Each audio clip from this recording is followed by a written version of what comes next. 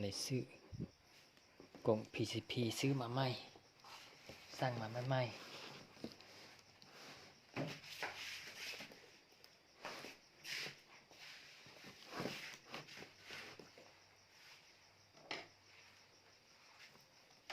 เราจะมา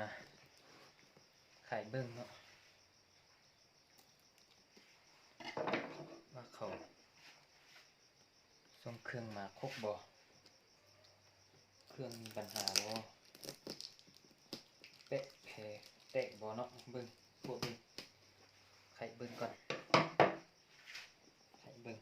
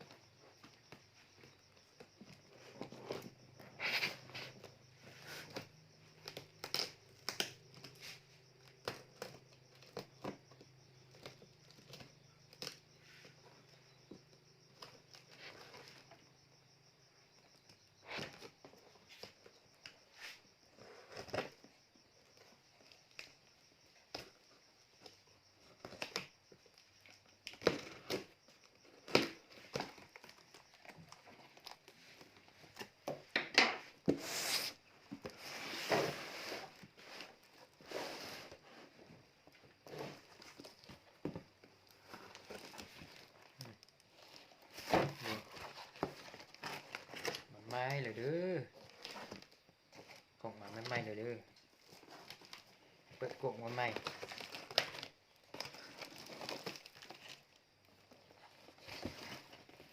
สั่งมาไม่เนาะ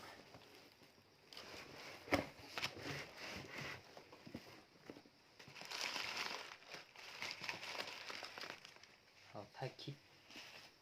เพื่อความปลอดภัยเด้อถ้าว่าเครื่อง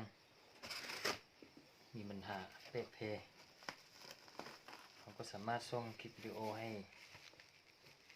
ทางเจ้าของบริษัทเขาเพิ่งเนาะรับเขาจึงจะหาฮู้ว่าเครื่องมีปัญหาเละเพเขาจึงจะเปลี่ยนให้เราเนาะ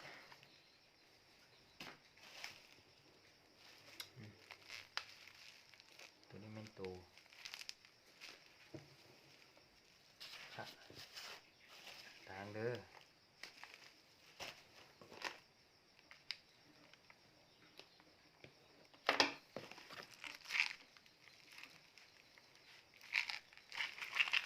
เอกสิทธิ์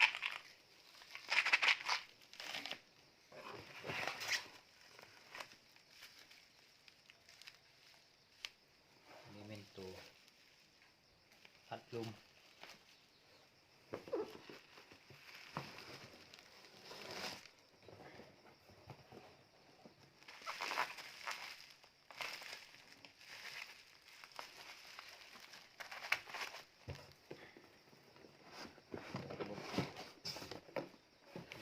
กงสู้เนาะกงสู้เด้อทีนี้เบิ่งก่อน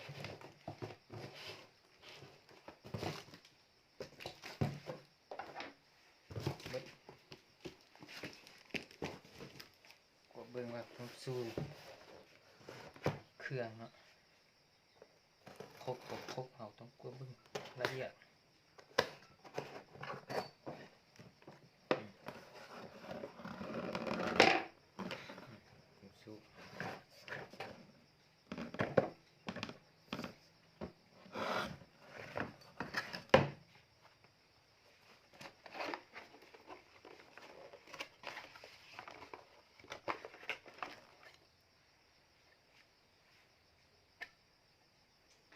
ตัวขาจับมือ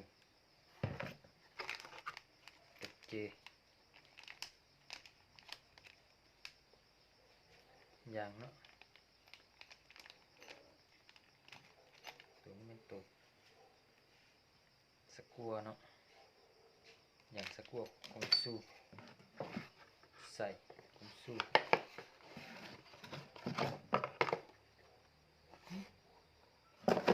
ตัวนี้มันหยังเนาะ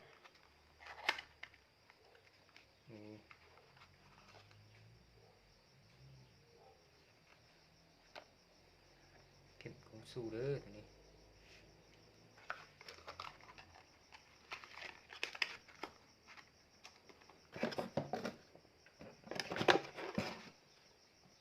กงสู้น่ะอาจจะครบแล้วกงสู้นะ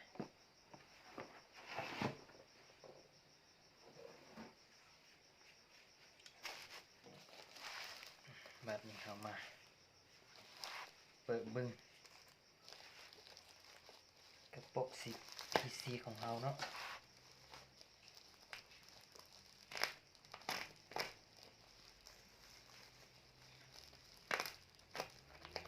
ว่าจะมีปัญหาบ่หรือว่าปกติ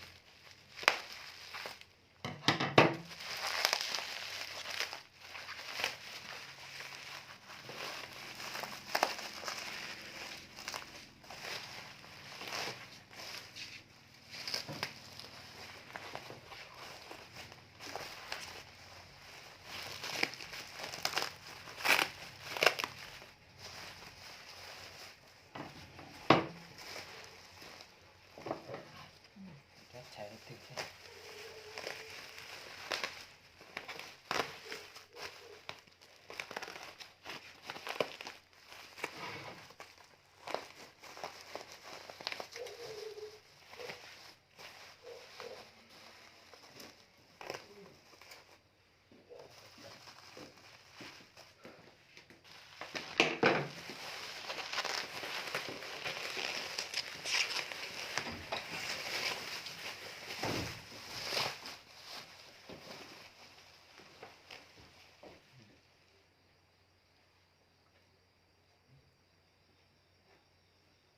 ตกกันบอก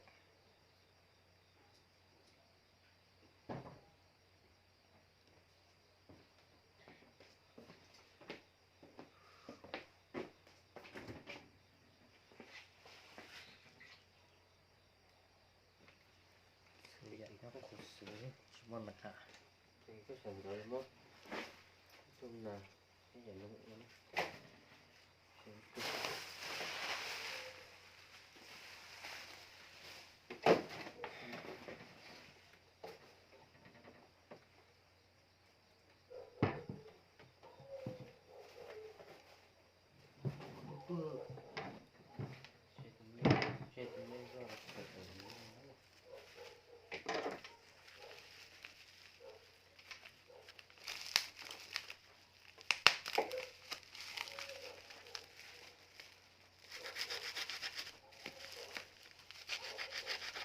mua rồi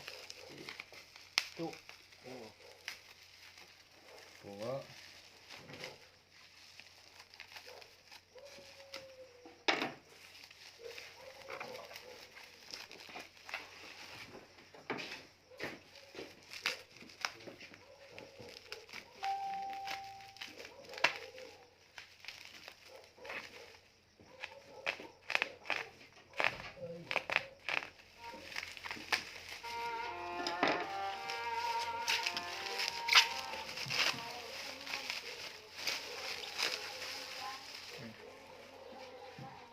cái xiềng nữa thì này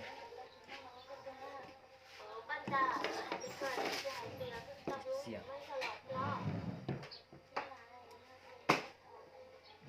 cái xiềng như thế này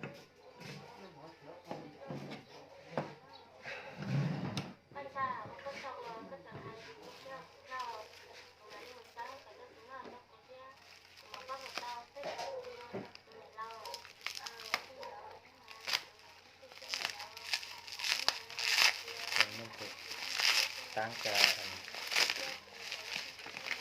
อันไทยเด้อผม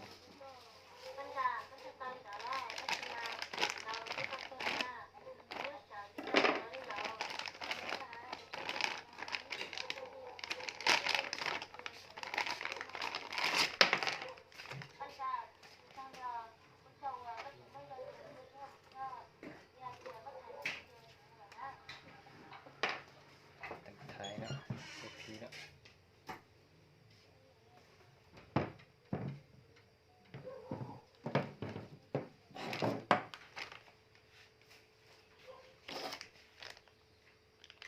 กระเจนะกระเจด้วยเป็นมันตัวนเราจะมาตอกแซมแล้วตอกลัวตอกขี้ลัว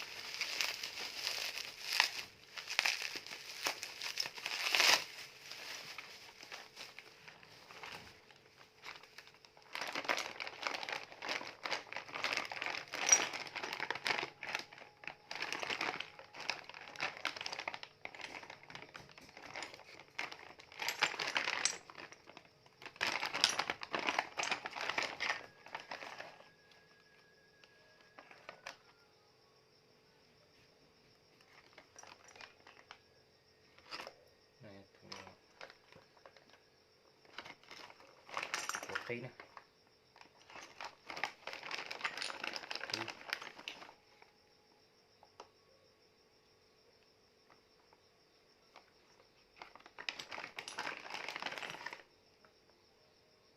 đồ dạ đâu bông để xua lấy được cho cùng nữa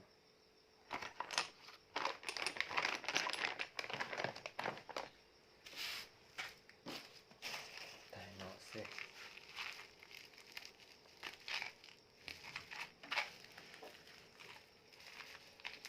ini karena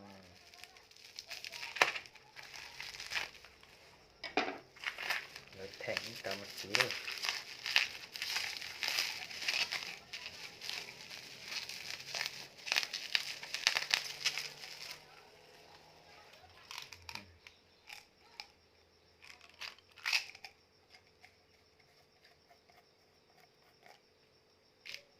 một xíu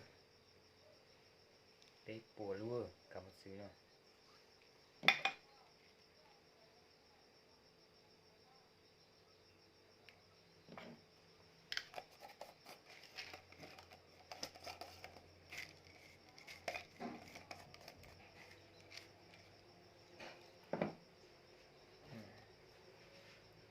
bây giờ không có cục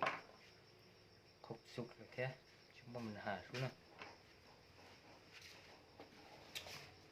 con có cái sét thế nào cái con này chúng ta bỏ rồi con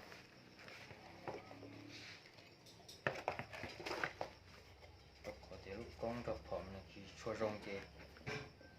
lúc con nó có cái sét thế này con này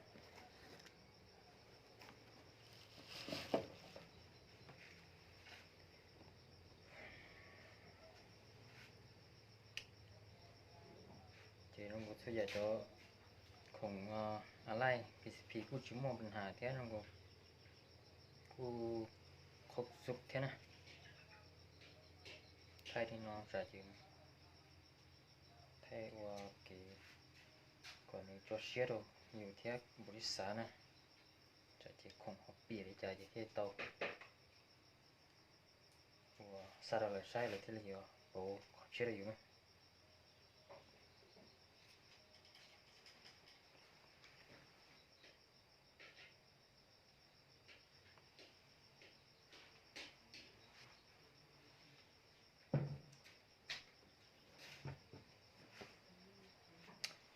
nó xin nữa thay nó xin thay nó ô bị sự chết thay qua là thản xin